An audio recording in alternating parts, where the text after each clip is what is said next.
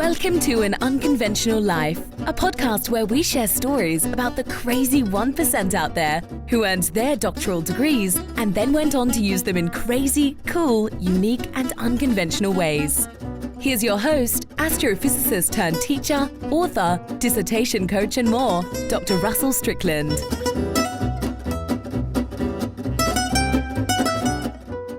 Welcome to An Unconventional Life podcast. I'm your host, Dr. Russell Strickland, the founder and CEO of Dissertation Done. And today I have with me Dr. Catherine Barton. Future Dr. Catherine Barton. This one's a little bit different. I almost slipped up there because Dr. Barton, or future Dr. Catherine Barton, is well on her way to finishing up her dissertation, but she has already begun to reap the benefits of that doctoral degree. Just the fact that she's ABD and has attained that level of distinction has really helped her in her own business. And so I'm super excited to talk to her about that. Those of you who've been listening to the podcast for a while know that I'm a bit of a science geek, and she looks at herself as she'll correct me if I'm wrong, but a business scientist or a scientific business person. We'll talk about it. This is going to be a lot of fun. One of the stories she's going to share with us is how she helped increase her clients' incomes by a total of like $500,000 based on things that she's learned in her doctoral program and her stature as having achieved that ABD. So I'm super excited to talk to her about that. Maybe we'll give her a couple of hints and suggestions along the way to go ahead and get over the hump and finish that doctoral degree. But whatever it is, it's going to be super exciting. So Dr. Barton, I can't wait to talk to you and welcome. Before we get started, I do want to mention to folks again, this episode is brought to you by Dissertation Done. We help adult doctoral students who might be struggling with their dissertation, might be going a little slower than they want to, or might just need that proactive help and want some coaching. You know that all the best things in life, if you get coaching, you get through it a lot quicker. So if you're interested in that, go to dissertationdone.com/done. That's dissertation.com/done. And if by any chance you're already an expert, you're out there living your unconventional life, and you want to share your message with other people so that you can expand your authority and really serve your audience better, why don't you consider becoming a published author with our Expand Your Authority program? You can check us out at dissertationdone.com/book. We're currently recruiting a beta group that we're going to be taking into the new year. So I do hope that if that's something that interests you, you'll check us out.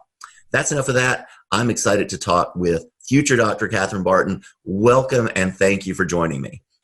Hey, I appreciate it. This is going to be a good time.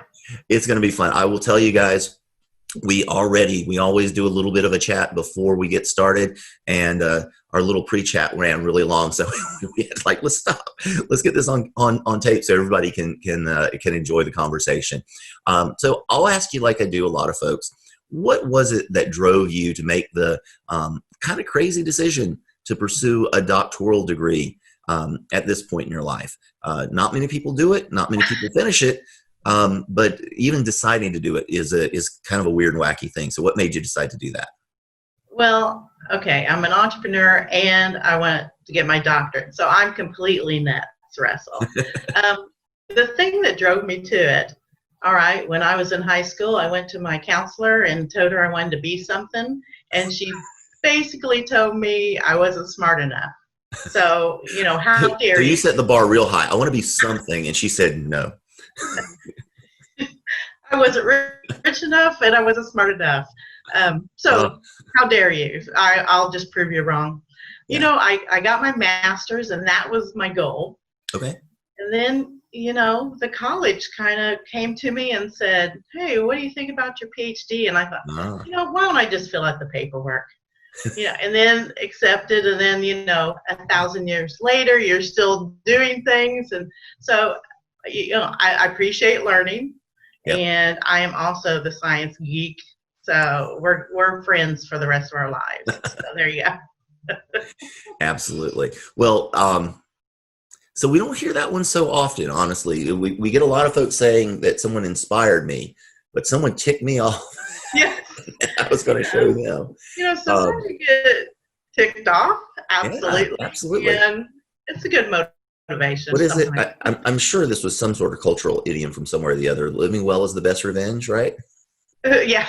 Can't remember where that comes from, but I think it's from somewhere. And I'm a happy gal. So, but you can still tick me off. So there. Sure. Sure. So you got in, you're busy, you're doing all the things, right? As an entrepreneur, those of you out there who are entrepreneurs know what a crazy life it is. It's a wonderful thing, but it is always busy. So fitting one more thing into the schedule is tough. And you start on these doctoral classes. How did that go for you?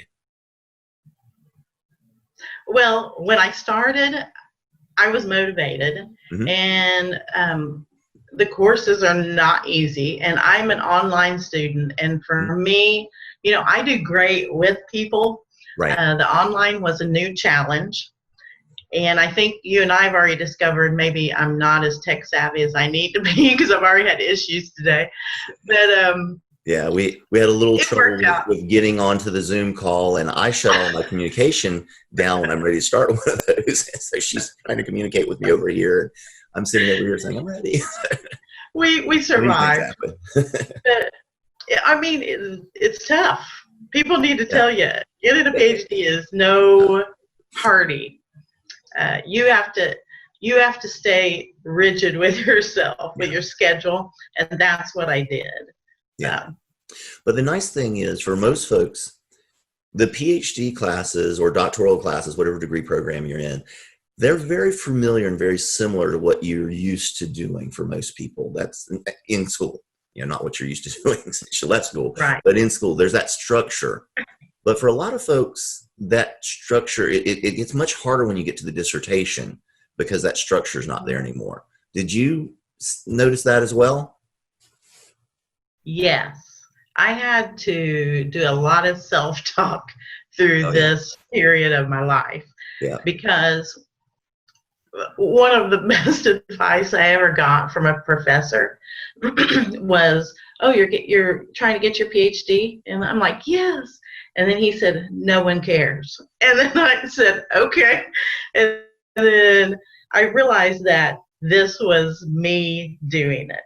Yes. Especially the dissertation part. You spoke on coaching being valuable everywhere. Yeah. Yes. Yes.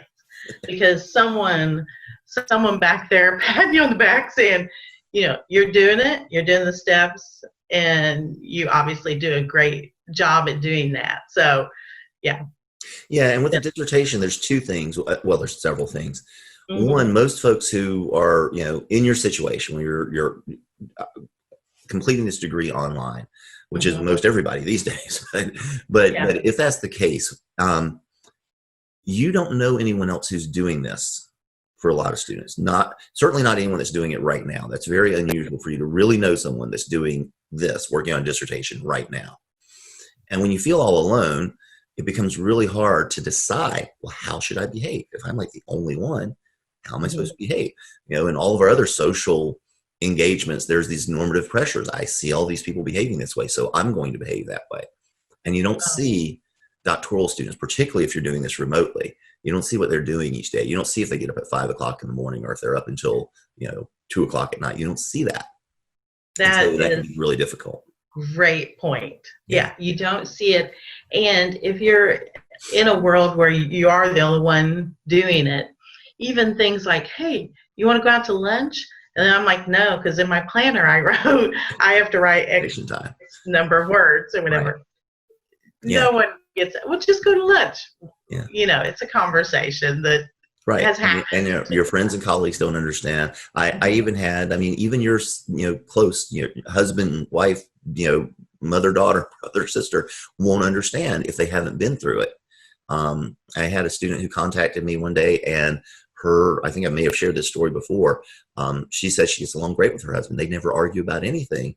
But last night she told him to shut the hell up. He didn't know what he's talking about.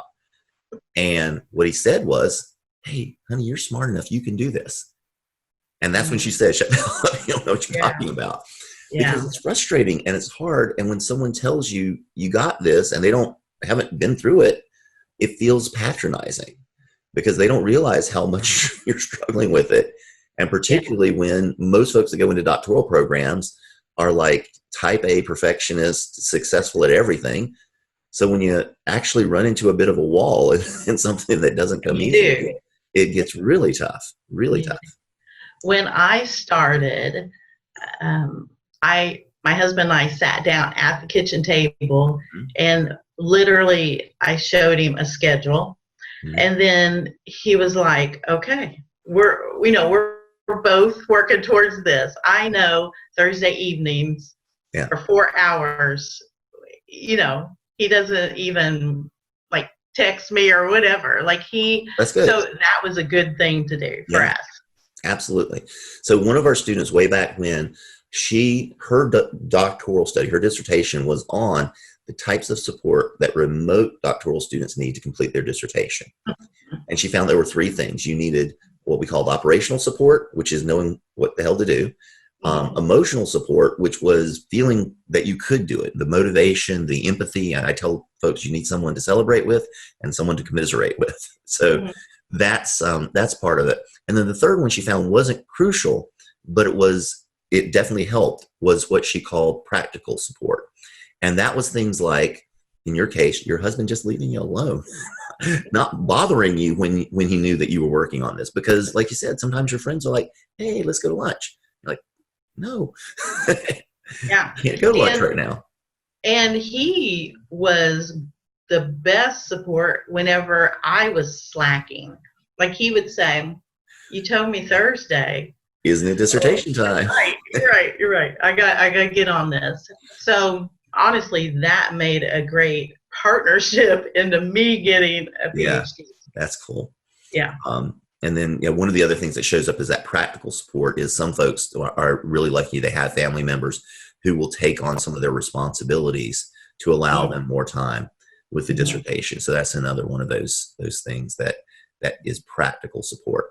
And so if you're frustrated as a doctoral student, as a dissertation student, about how your family's supporting you, just know that if they're doing those little things for you, if they're leaving you alone, if they're encouraging you to keep going, if they're, taking up the slack and doing some of your chores that you would normally be doing, that's what they can do. They can't help you write your dissertation. They might not be a great sounding board for your research, or, is this the right methodology, or any of those sorts of things. They might not be able to do that. But when they're doing those other things, that's how they're showing you how important your goal is to them. Maybe it's their goal as well. Maybe they really are invested in you getting this degree. But even if not, they're trying to support you in your decision to move forward. So, so when Russell, you get frustrated, try to remember that. I'm keeping my man because he's doing good. And I've heard some horror stories like what you're talking about. Yeah. So, good point. Good point. Yeah. But even this one student that I was telling you, when she called me up and she said, I told him he didn't know what the hell he was talking about. He was being supportive and everything. She called me because she realized, I got a problem. I shouldn't have been talking to him like that. Well, I think we've already said that entrepreneurs and dissertation people are crazy. So maybe we should just accept it. So if everybody will own that right now, we can move. Yeah. So you mentioned some of the support you have, which is awesome. That's wonderful. Mm-hmm. What kind of challenges have you faced, and have you found ways to overcome those? Because since you're still in the battle, you've got a perspective that I'm sure a lot of our audience is very interested in hearing. To be able to commiserate with you about some things that are tough, and then maybe to be able to learn from you some ways that you've been able to move forward and make some progress. Well, right away, challenge is allowing myself to be a businesswoman and allowing myself to be a student. And then, all that other stuff, wife, daughter, child, whatever. All the things, but allowing myself to embrace those two things separately. So when I'm the businesswoman, I have to block the dissertation out of my head. And then probably even harder is when I'm doing the dissertation to block the businesswoman out of my head. I like to pay bills, Russell, and building a business is one way. So it's almost like it can pop into your head that doing your dissertation is some extra fluffy thing that you're doing, but it's not. It's for me, and it builds my business. Right. It's a real investment. Whatever you're going to be doing in the future, it's a real investment in your future. Yeah. One of my students who I'm still very close with, he has operated. He's a serial entrepreneur. He's a little bit older than I am, but he's been doing this forever. And he was had a business that was already fairly mature that he'd been running as he was going through his doctoral program, and then we worked on his dissertation. He got his dissertation finished so quickly because he was so motivated to get it done. And the year after he finished his dissertation, he attributes it to earning his doctoral degree. His business grew like 30%. Yeah. And for a mature business, that's insane. I mean, for an early business, those of you who are entrepreneurs, you might remember the days when you had like double-digit month-over-month growth real early on, but that doesn't last long. No. And then you just hope that you can get double-digit year-over-year growth. Yeah. But to, significant 30% is just amazing. So it truly is an investment. And even if you're not in business for yourself, I mean, we routinely get students that are coming back saying my salary, my income went up $30,000-$40,000 a year after I graduated because of other things that they've done. They moved up in their current business, or they switched tracks a little bit with another company. It's an investment. It absolutely is. I already have companies that I'm in communication with that when I get my dissertation finished, done, that they want to use the information that I'm talking about because they already know me, so they trust me. So if I say A, B, C, D, they trust that more than just Googling information. Right. So my dissertation being done, Ph.D., doctor, and I love that you can say Dr. Catherine by accident anytime. That will make me more money. Yeah. Yeah, absolutely. And that's a wonderful thing. When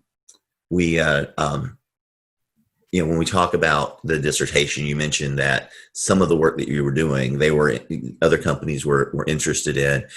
If that works for you, great. If you can make that work, great. But I urge folks in general, be cautious about trying to get, like double duty out of your dissertation, because it can ultimately slow you down if you're trying to get it to serve two masters, so to speak. For most people, speed to graduation is the thing. You just want to get graduated because then you get to reap all the rewards. And if you want to leverage the dissertation, the way to do it is not by writing a dissertation because no one's going to read it. It's just not going to happen. Yeah, right. But you can write your book and you can get that out there in the popular press, get that on Amazon, Barnes & Noble, whatever. And that's where, your expertise is acknowledged even more. Because not only are you a doctor, but you literally wrote the book on this stuff. So that's one of the things we've been doing lately with some of our former students and other experts, and I've been having a blast with that. That's been so much fun. Oh, I'm sure.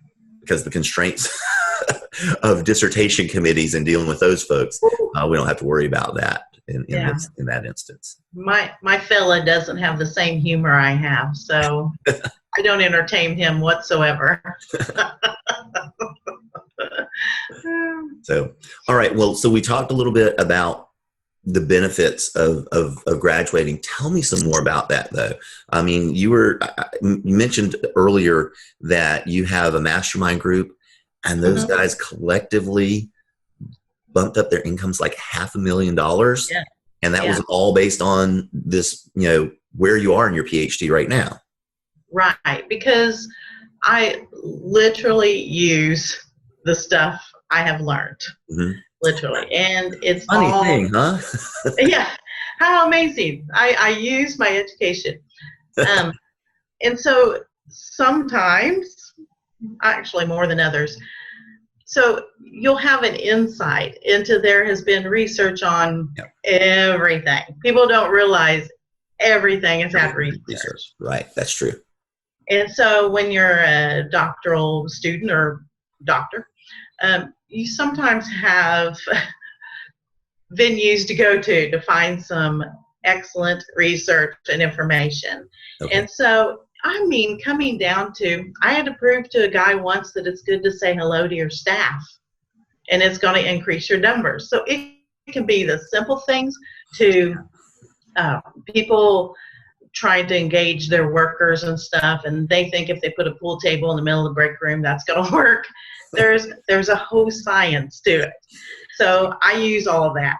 and I research for every single client. I do it proudly. I despise the fluff. I despise the little trends where we all take quizzes online to find things out. I want good, meaty information. Right. And so that's what I like to bring my clients. Yeah. But the mastermind was packed full of it. Now it's a 12-month program, and they're exhausted. When you get to the end, I guarantee you there's going to be some dark circles. Yeah. But the things we do together, and there's an awesome camaraderie with people that are in a group struggling with each other. It's not. Sometimes I've had people say, "Oh, why I do poorly in business, so this would work." It's not necessarily. A mastermind is just thinking bigger and better and stronger, and then you just happen to have a group that we're all doing the same thing. But yes, they made money, and I was proud of that. Yeah, it was this group was a whole group of women, and they were spectacular business people. Yeah, that's something that I started with a mastermind for my business, because I'm like my doctoral students, right? I don't know anybody. I don't see anybody around me who does what I do. Right. I work out of my office in my house and wherever else I might happen to be at any given time. Right. And that's not typical in my experience. But I joined a mastermind group where that's kind of what everybody's doing. And everybody's having the same problems, and everybody's working on the same things. And then when you have certain success, everybody knows what that means, and they can actually really celebrate that. If I go tell someone that I know something that I did in my business, something I got to work or whatever it might be, they're like, "Oh, that sounds interesting." And somebody else is like, "Oh, cool. How did you get that to work? Show me." So having a group of people that's going through the same sort of thing that you are is so important in any kind of challenging endeavor. It's we do this on occasion with our dissertation students. We've definitely done it with our Expand Your Authority group. The folks that have been writing their books, they've developed a sense of family, and they talk about each other that way. So it's really been cool to see how that dynamic has worked and helped create this additional level of accountability where people just can't stand to show up to a meeting and have to say, "Oh, I didn't get something done." They have to know that they got everything done, because other people are going to call them out for it if they didn't. Mm-hmm. And that's a good thing. Yeah. Well, I mean, when you sign on for it, right? Yeah. That's a good thing. If you've just got somebody nagging you saying, "Why didn't you do this?" or "Why didn't you do that?" you tell them to shut up. Yeah. but when it's something that you want help with and you want that accountability, it's a good thing. Right. You said you were going to do something. Now 15 people are on your back. Yeah. That's a good thing. That's a good thing. So in our mastermind, when we were meeting regularly together, where we would come together, one of the things we had to do towards the end is you had to come up with, like, what's your big goal? What are you going to get done before we meet again in like 90 days or something? Mm-hmm. Okay. So, and everybody would like look at you about your goals. Like, "Nope, that's not good enough." Mm-hmm. You need a bigger goal than that. Or if it was too big, they're like, "No, let's make sure it's something we can get done." But then what you had to do is come up with a punishment and a reward. And if you didn't get it done, there was, some, serious punishment that would come about. And then if you did, you should reward yourself. And so that was kind of the way they set that up. And man, you should have heard some of the punishments that people would come up with. There was a guy who was, who really liked his cars, a really nice Corvette, classic Corvette, takes care of it, waxes it with baby diapers, whatever, this kind of thing. And there's another guy that was into shooting. And so the punishment was, if you don't get this done, this guy is going to use your Corvette as target practice. Like, that was the punishment. So these were like things that it wasn't going to happen. Like, we were not going to do the punishment. Yeah. We're definitely going to get it done. But that kind of, as kind of audacious as that might sound, and just weird and crazy, like you said before, these people are crazy. It helps to motivate people to say that, listen, there is no alternative to me getting this done. This is getting done because I'm not letting the other thing happen. Which has been really an interesting dynamic. And it's a good thing to do for yourself. You said something, you're going to do it. That's awesome. Well, that's what some of the younger folks these days still need to learn, that there's this big push in developing self-esteem, which is different than self-confidence. Self-esteem, you can just tell yourself that how great you are in all of this. Self-confidence is like, you know what? I went out there, I did this, I got it done. I probably fell down a couple of times along the way and I got back up and kept going and I got it done. Because when you have a history of getting things done, then you know that the next time you're confronted with a challenge, you've overcome challenges before. You've got what it takes and you can get this one done. And that's what self-confidence is about. And so you have to do that. You have to challenge yourself. You have to work towards things. And that's something that I remind all of our doctoral students. It's like, wait, how old are you? You have done things. You've accomplished things. Stop telling me you can't get this done with your dissertation. You absolutely can. Go back and think about all the times that you've had struggles. I don't care if it wasn't in school, because that's where people will kind of seize up a little bit. It's like, I've never had trouble in school before. Okay, fine. I didn't have trouble in school until I got pretty far up there either. Right. But I've had trouble with other things. You've had trouble with other things. And when you overcome, you use that as fuel for the next challenge. And again, when you have other people who can call you out on that stuff and help you with your self-talk and all that, that's really, really valuable as well. Yeah. For every client, especially my entrepreneurs who are maybe starting at zero and trying to get to, $1 billion later. I keep a journal on them without them knowing. Now you know. The secret. Everybody out there, guess what? That might be creepy, Kathy. But I keep a journal on their successes. Yeah. Because they will 6 months say to me, I've done nothing, nothing's happened. Right. And I'll say, remember when you used to ask for $20 an hour and now you're asking for 1,000? Yeah. You've done something. That's something. That's right. I tell our students our dissertation students all the time, make sure every time you open up your dissertation to write something into it, save it as a new draft, save it as like a new, put the date on the file name, save it as a new draft. And then when, you've gotten a few months into this thing, at some point, go back and indulge, go back and read what you wrote 2 months ago, 3 months ago, 4 months ago. Mm-hmm. And remember how absolutely incensed you were that your committees thought that wasn't good enough. You'll look at it and say, that was garbage, man. What was I doing? Because you grow so much during that period of time. Yeah. What you're doing today is so different than what you were doing just 2 or 3 months ago in this, this dissertation process. That it's really helpful to go back and be able to see that. And luckily for me, because I'm lazy, I don't have to keep journals on them. They're doing it themselves as long as they save those drafts like I tell them to, and they don't keep overwriting them. Mm-hmm. Then you've got it there, and you can see that growth. It's like marking the side of the doorway as the kid's growing up or something like that. It's just it's right there. So that's a really good point. Tell me a little bit more about some of these opportunities that you've had now since you've gotten to this point in your doctoral degree program. First of all, how have you let people know about it? Like, what have you done to cause those opportunities to come your way? And then tell us some more of those opportunities. Well, I'll tell you, first off, I'm daring. There's not a shy bone in this body. And so if I need to talk to someone, I'm going to figure out how to talk to someone. Yeah. And honestly, it could be at the gym, and there's a manager or leader complaining about their staff. I will hear that, and I'm right next to them on the treadmill, and then telling them how I can help their situation. I solve a problem too, just like you. Yeah.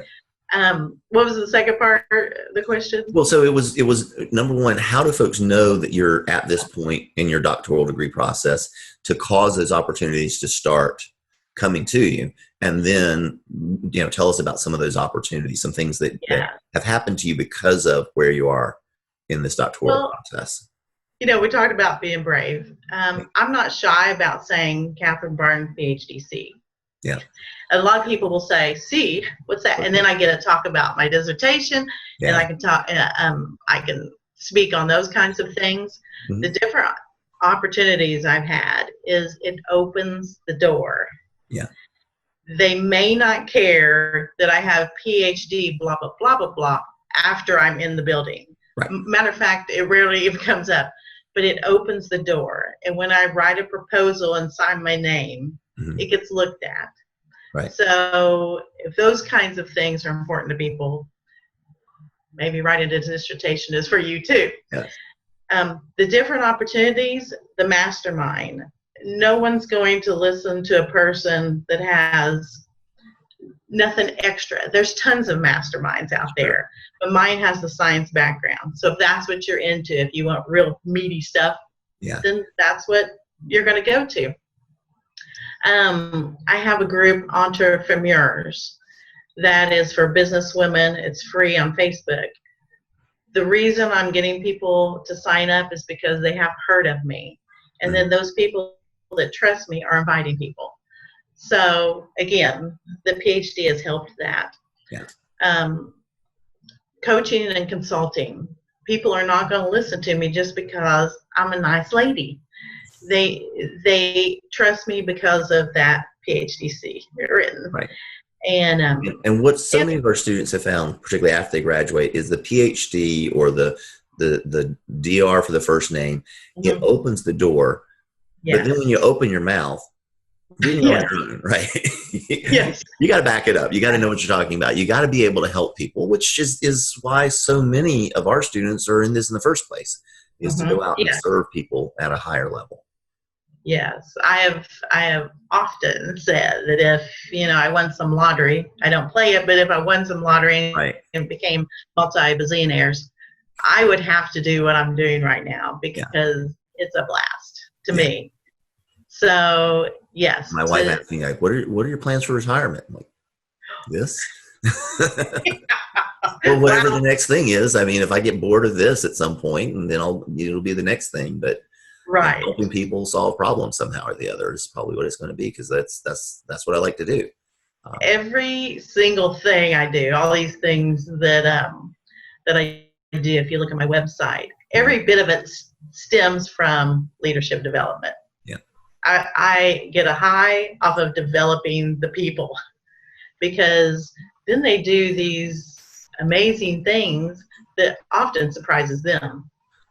Okay, so you're talking about leadership development. You were talking, we were talking earlier about how when you get into a situation, sometimes it's funny to see how quickly the dirty laundry comes out. You were telling me a story a little earlier, and I don't know if you want to tell everybody that one or something else, but tell me about a time where you walked in to an organization and you were just like, yes, they need my help. Yes. So I had a hour-long phone call with a gentleman that was in charge of a whole company that dealt with diversity and inclusion. So I was excited. I said, this is going to be awesome. I'm going to experience some things that I probably haven't. So had the conversation with the guy. I walk into his office. And again, when we say conversation, this is a phone conversation. Yeah, phone conversation. He's on the phone, hearing you, talking to you, using your name. Catherine. Okay. Catherine. Pretty female name. I walk into his office, and the first thing he says to me is, I thought you were going to be a man. So that was the first time that's ever happened. I've never had anyone confused. But I'm not a man. So I had to explain to him, no, you were talking to me. We talked. He did hire me. I don't know if he hired me because he was embarrassed that he reacted that way. But You take the eventually, wins where you get them, right? yeah. In particular, when someone needs your help. He definitely needed my help. When I looked around his office, there was no diversity. There was only one looking type of female and a certain age. So it was an experience that, I laugh at it because I laugh at just about everything. But Right. yeah, he was surprised I was a female. So yeah, and that's like we were talking about before. It's like there are some times where things catch you a little bit off guard. You were expecting somebody to be one way, and they turned out to be another. yes. But there's this thing that we develop at some point, this filter between the brain and the mouth, usually, that particularly someone who is chief diversity officer or chief boss anything, you think would have gotten to that point. Yeah. How did he get there? Right. Well, right. How did you get there? Well, this was a thing for you. Right. But it did get me a client. Yeah. So, which probably turned into 3 other clients. So it all worked out. Yeah. And that's good. And presumably you were able to help them in some way, shape, or form along the way. Any other kind of opportunities like that struck you as being weird, or maybe you just said, I can't imagine I would have gotten this if it wasn't for that the fact that I was this far into the doctoral process? I'm sorry, Russell. I have a blank right now. I know we were talking about some things that I should probably bring up. Well, okay, let me switch gears, because this is something that's a little bit unique for me. I don't get to do this so often, so I want to indulge, and hopefully you guys who are listening will appreciate this as well. So business scientist is how you identify yourself in your bio. All right. I have a scientific background. I was like physics and math in college. I went to graduate school in astronomy and astrophysics. I mean, I was going to be like that guy. I was going to be an astrophysics professor. Folks have listened to the podcast kind of know the story. My advisor died not long before I was set to graduate, and the department said, okay, you got to kind of start over. And I said, oh no. instead of doing that, I'm going to go. I was in Chicago. I was going to go downtown and make some money at a bank, doing all of my number crunching stuff there instead of doing it in astrophysics. But I still have an affinity for that sort of thing. I appreciate science. I think science is the reason why we are where we are today as a society. So tell me a little bit about what it means to you to be a business scientist. Mm-hmm. Well, it's the first title that I've ever felt completely comfortable with. Okay. For years, and I'm great at like finding my client's title, being an outsider looking in. But right. It was the first thing that I've said, business scientist, that when I say it just rolls off my tongue so sweet. Yeah. First of all, I love business. Like, I love the conversation of business, the good, bad, and the uglies of business. I enjoy every piece of it. I enjoy science too. Mm-hmm. And every sentence that I suggest or write or whatever for a client is backed by science. And it makes me feel like I'm contributing a little bit extra because I throw that in there. When I work with a company, the business part and the science part work perfectly, like large companies, large corporations. Right. Because I work with their people, and there are certain rules that need to be followed in large companies that maybe an entrepreneur can get away with, but a large company cannot. The business science part fits that better than me just being a consultant. Right. Like, I have something to give them. I have a report that I can write like nobody's business. And so the business scientist is the most comfortable thing I've ever been in my life. So I stick with that. So do you have a background in science per se that helped you come to that business scientist title when you grow up, sort of thing? Yeah, I started off in psychology. Okay. And went on from there. And then the science part that I love, first of all, I like to read that kind of stuff. Mm-hmm.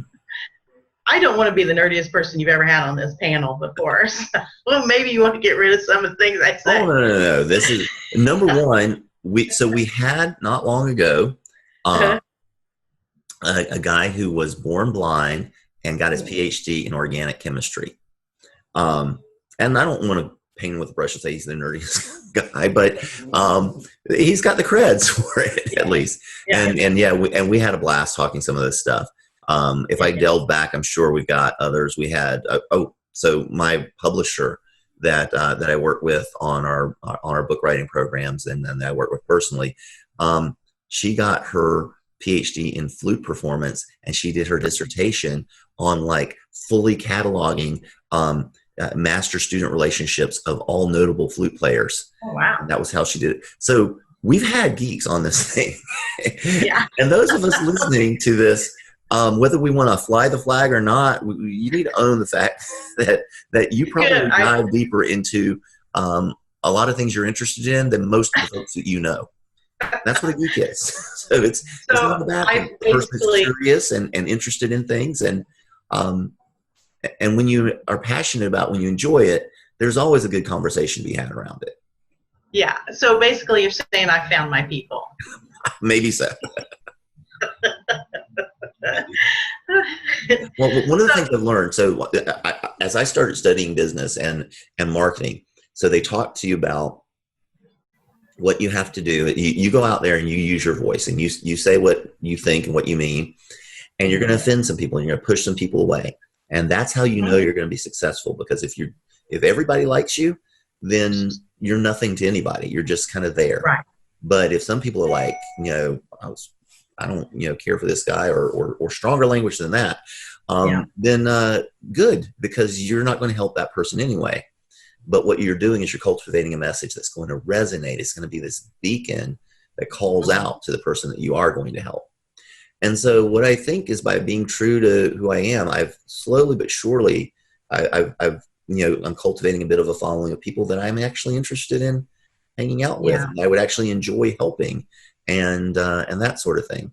So I think that it's one of those things where, well, we see it hyper these days on social media, that you only have to listen to what you're interested in listening to these days. And that's a little unfortunate, but there is a psychology to that people do try to seek out the sort of things that they're interested in, the sort of things they like. And so, I think if you speak your message to people, the folks out there who are entrepreneurial, who are in business for themselves, be yourself, speak your message to your people, and you'll develop a following that fits you, because that's how they got to you, is because they enjoyed spending time with you and what you were saying. And I can only be Kathy very well. Yeah. I can't be anybody else. I'm not good at it. I can model people for a while, which is something in leadership that people, helps them become a better leader. They can model someone they appreciate. But I can only be Kathy. You can learn from other people, and you can take what they do and try to make it your own, but you can't do what they do. That's another thing my business coach is like, just harps on, is like, you're you. That's what you're selling, is the fact that you're you. When people want that, they'll come to it, and it's going to be worth quite a bit to them, because you can do things to help people. So being yourself is really, really important. Because eventually, if you're not yourself, then it's going to be really hard to come to work every day. It's tough. It's tough. I can't be a princess, so I can't pretend that far. I have had quite a few coaches or consultants surprised that I would recommend them to someone, because we're supposed to grab up everybody as our client. They're not the right but person. I would know that I don't fit that person. Yeah. Maybe they need a sweeter person. Right. Whatever. When we bring in a new student, particularly with the dissertation program, but also expand your authority program, because it's a cohort, it's a family that comes together there. But in our dissertation program, there's a certain thing that we do. There's a way that we bring people through that process. And I have a conversation with everybody that we would consider bringing on board. And there are some people who I'm not rude about it, but I'm gently steering the conversation away from us helping you to, here are some things you can do, or here's something else. Or maybe just later on when you're ready, here's what we could do for you. I think that that's the right thing to do, because what we're doing is so relationship oriented. If, number one, the person isn't fully bought into the fact that I can help them, then they're right. I can't help them. That's just the way it is. If you tell someone, here, take this pill, and they say, well, what is it? And it's like, it's a magic pill that's going to get you everything you want. And they're like, well, I don't know if I should take it or not. Like, why not? If they just trust me, they'll take the magic pill and they'll get everything they want. If only it were so easy. Right. But again, that's what relationships are like, is that you could literally offer a person the magic pill with they'll get them everything they want. And if they don't trust you and if they don't trust your process, then they're going to look at this thing and say, I don't know if I should take it or not. Yeah. So it's got to be a good fit. My clients get tired of quite a few thord that I say, because I repeat some things. But one thing that I say is that capital letters, bold, the word trust. And you're kind of talking about that. Like in business, nothing happens until people trust you. Yeah. So if I give them a fake Kathy, they're going to figure it out, and then contract's over. The thing I hear all the time is they have to know, like, and trust you. So they have to. They're arguably there should be a little bit of celebrity. They should feel like they know you better than you know them. That's the first part. And then there has to be some sort of affinity. There has to be some issue upon which you get along. They have to like you in some regard. Maybe not have a beer with you like you, but right. I get what you're saying. I understand you. I see that you can help me. They like you in some way there. And then they have to also trust that what you're doing is honestly something that should benefit them. And there's no easier way to do that than to make it clear that you're willing to push somebody away if it doesn't seem to be a good fit. That's a great way to engender trust. Right. And do it authentically, truthfully. I mean, you have to be willing to do that. Yeah, absolutely. Not saying, I don't know if you're the right fit for us, but if you sign this contract, you might be the right fit. No, it's got to be like, really, I think there are other things that you can do. And I've had a couple of people who've talked me into bringing them on board. Like I said, well, I don't think it's right for this reason or that reason. They're like, no, but I can do this and I can whatever. And because of that, I think we had a good relationship. But if I didn't push back, I don't think it would have been a right fit necessarily. I think the dynamic would have been wrong, and I don't think it would have worked as well. And I was legitimately ready to walk away and say, I don't know that I can help you where you are and what I do. I don't know that there's a good fit. But as we continue that discussion, we were able to change that dynamic and get it to where it needed to be. Yeah, I will start out a contract by saying, okay, there's going to be a curve. Here, you're going to love me. You're going to love me. Right. You're going to like me. There's going to be some hate moments. You're going to hate me. I'm going to kick you out of comfort zone like you've never experienced. Yeah. And then you're going to come back. You're going to like me again. It's going to be a lot of fun. And you get to the other side. You see what you've done, what you've accomplished. Yeah, that's true. That's how things happen. All right. I want to go into this business scientist thing just a little bit more. Who is your favorite scientist?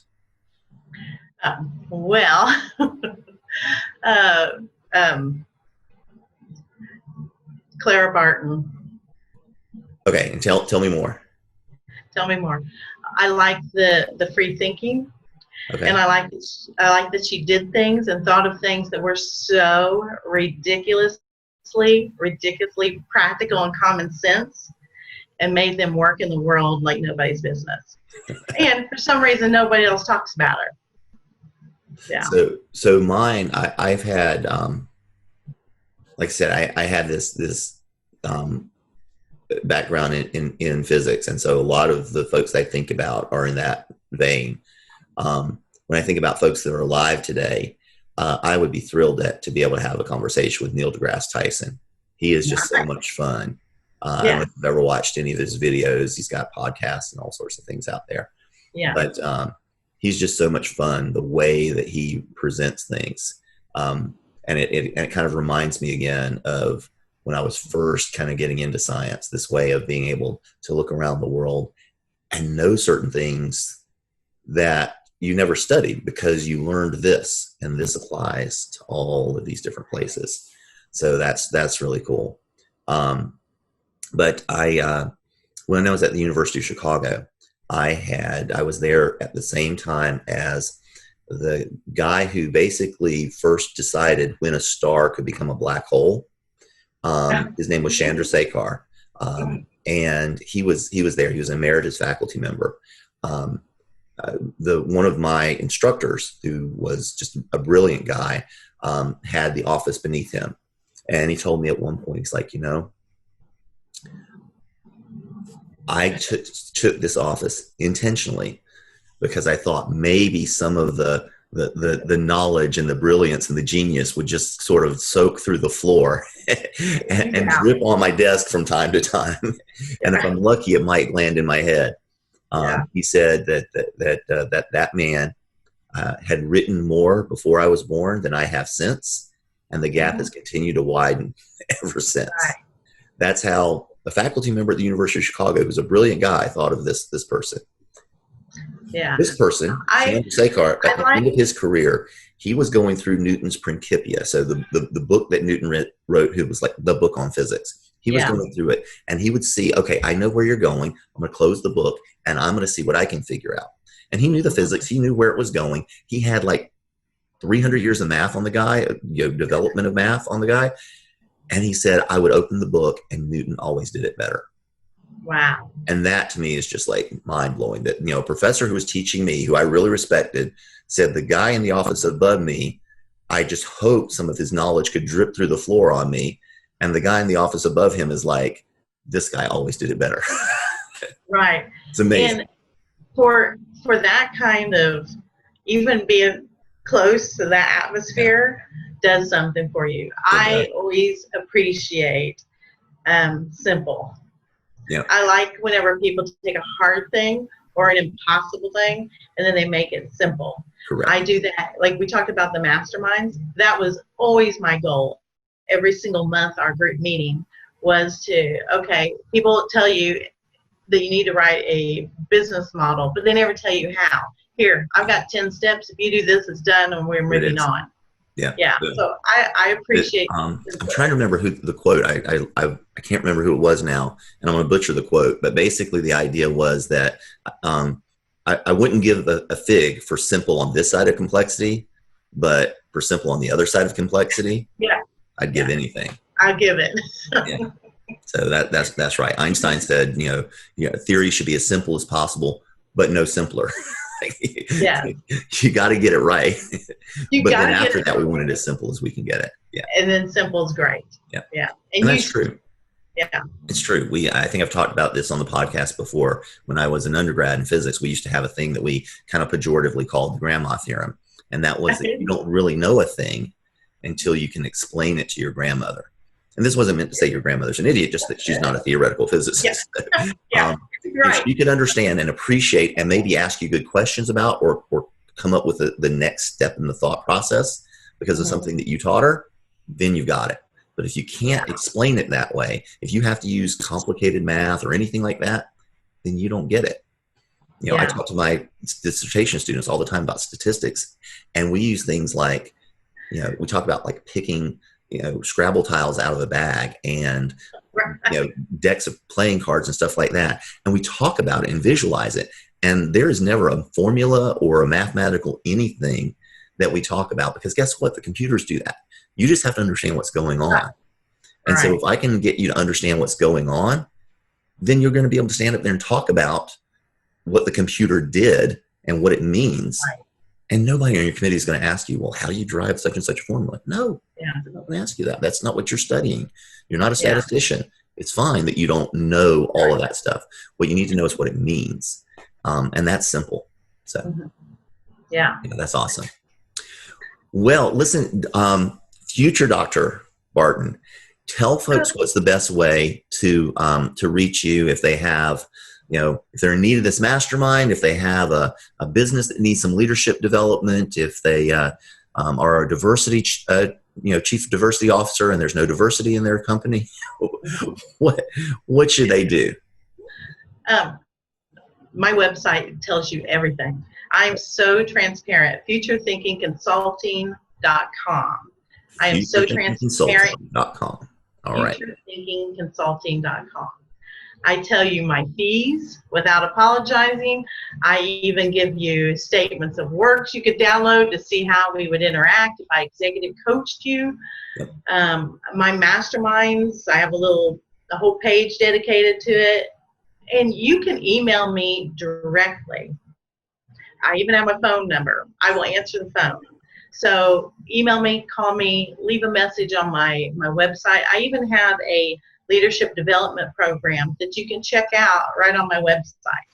Awesome. So gives you everything about me that you need to know, probably more than what you care to know. So futurethinkingconsulting.com. Yes. That sounds awesome. Well, I would like to remind everybody that today's episode has been brought to you by Dissertation Done.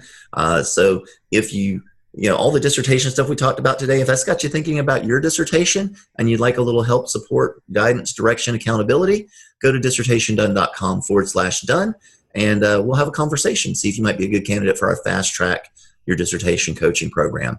And if you're out there living your unconventional life right now and you want to take your expertise to the next level, you want people to know that you're a doctor, then think about becoming a published author. We'll take you from a blank page to fully published work that is strategically designed to attract the audience you're designed to serve so that you can share your expertise with them.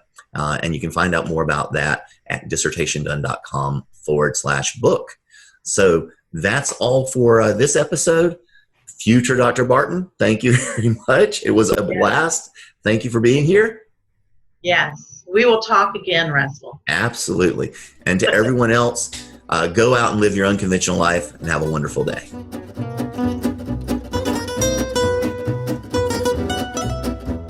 This has been An Unconventional Life. Thanks for listening. If you enjoyed today's episode, subscribe now to keep getting inspirational stories of unconventional lives as soon as they're released. Until then, go out and live your best unconventional life.